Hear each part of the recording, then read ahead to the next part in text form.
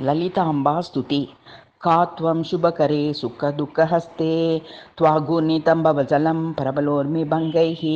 शान्तिं विधातुमिह किं बहुधा विभग्नां मतः प्रयत्नपरमासि सदैव विश्वे सम्पादयत्यविरतं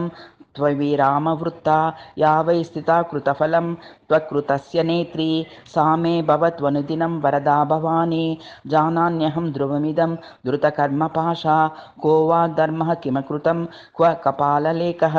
किं वा दुष्टं फलमिहास्ति हिंयां विना भोः इच्छापाशैर्नियमिता नियमाः स्वतन्त्रैः यस्या नेत्री भवति सा शरणं ममाद्या सन्तानयन्ति जलधिं जनिमृत्युजालं सम्भावयन्त्यविकृतं विकृतं विभग्नं यस्या विभूतय इहामितशक्तिपालाः नाश्रित्यतां वद कृतः शरणं व्रजामः